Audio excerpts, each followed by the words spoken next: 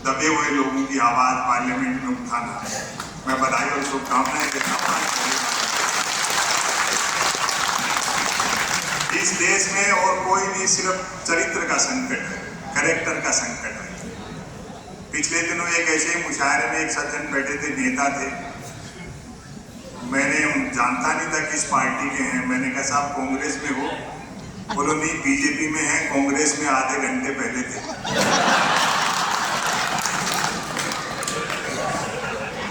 कौन किधर से आ रहा है, किधर जा रहा है।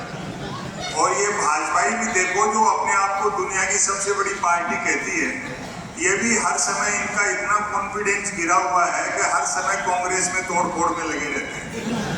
कितने कांग्रेसी इकट्ठे कर लिए जो स्वार्थी और मौकापरस्त थे, वो थोड़े से दबाव में डर करके या लालच में चले जाते हैं।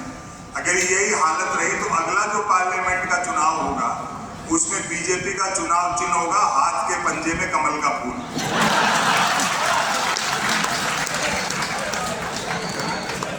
और ये थोड़े दिन के संकट हैं। जल्दी इंडिया डिजिटल हो जाएगा तो ये तोड़ फोड़ आपको मैनुअली नहीं करनी है। फिर आपको इस तरह के स्वार्थी नेता अमेजॉन और फ्लिपकार्ट पे मिलेंगे। और बूढ़े और रिटायर्ड नेता भी निराश न हो, वो अपने आप को OLX पर डाल सकते हैं। भी जय बोल रहा है, हक भी जय बोल रहे हैं। तो यही एक ऐसा दिया है जो थोड़ा टिमटिमा रहा है। काफी संख्या में माताएं बहनें बैठी हैं। मैं आपका विशेष आभार प्रकट करता हूं। और देखो, आप लोग भी शादीशुदा हो तो पत्नी को साथ रखा करो, वरना मन की बात भी रेडियो से करते थे।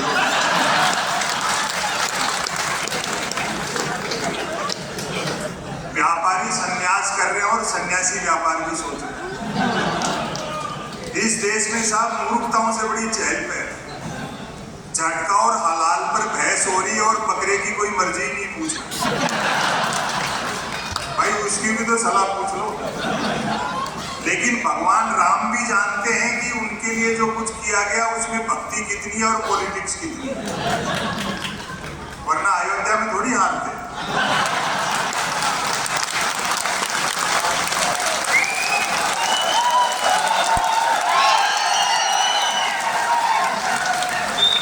भाई प्रभु श्री राम की सबसे ज्यादा कृपा तो आडवाणी जी पे होनी चाहिए थी।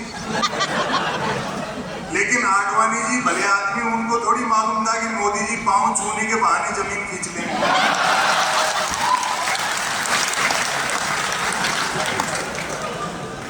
देखो, ऐसे अंधेरे दौर में दो ही आइडियोलॉजी है जो आपको बचा सकती है, एक महात्मा गांधी और दूसरे चार्ली चैपलिन।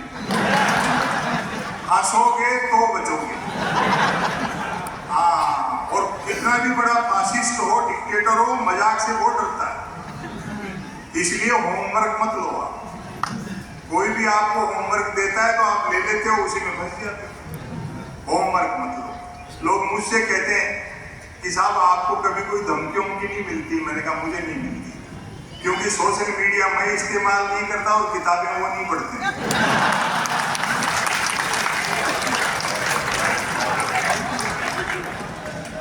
और मैं समझ जाता हूं कि कौन होमवर्क दे रहा है, मैं लेता नहीं। एक दिन तो एक इनकम टैक्स के बड़े अधिकारी ने मजाक की, बोले सरकार के खिलाफ, व्यवस्था के खिलाफ इतना तीखा मत बोला करो, वरना किसी दिन छापा वापा वाले भिजवा देंगे। मजाक थे, मेरे परिचित थे। मैंने कहा साहब भिजवा दो। गबन के नाम पर एक हिंदी के राइटर के घर में लाइब्रेरी में प्रेमचंद के गबन उपन्यास के अलावा क्या मिलेगा? और अगली जो बात मैंने कही उस पर आपकी मोहब्बत मिलनी चाहिए। मैंने कहा फिर भी ऊपर के दबाव में जबरदस्ती भिजवाओगे छापा वाले, तो हम भी बीजेपी ज्वाइन कर लेंगे।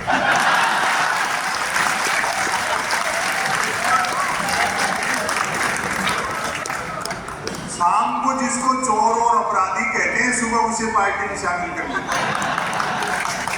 वो उज्जवल हो उठता है। शायद यही प्रधानमंत्री की उज्ज्वला योजना है। समय की अपनी सीमाएं हैं।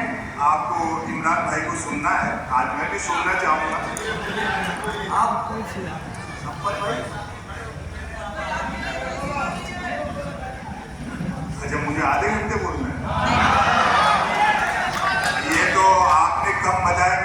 सुनाई थी परसों शाम की।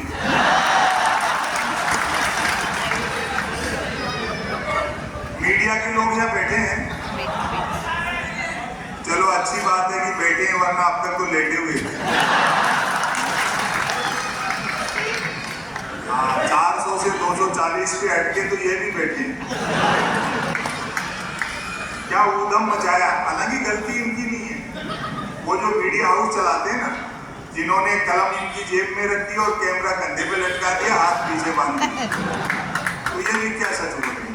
वरना इनको अगर थोड़ा फ्री हैंड कर दिया जाए तो ये भी बता देंगे कि बदलाव कैसे होता है, क्रांति कैसे। वाह,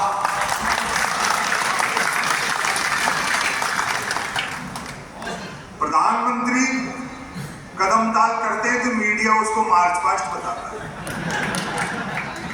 वहीं से मैंने एक लघु कथा निकाली। दरअसल मैं नस्र पढ़ता हूं, और देखो नस्र भी पढ़ी जा सकती है। मुझे नहीं मालूम कि यहाँ कन्नड़ में अखबार कैसे पढ़े जाते हैं। हमारे यहाँ तो 3 चीजों के लिए छपते हैं, बिजली कटौती, उठावना और राशि और रोज नए निकलते हैं। एक दिन तो अखबार के दफ्तर से 2 लोग आगे बोले संपत सरल जी नया अखबार लॉन्च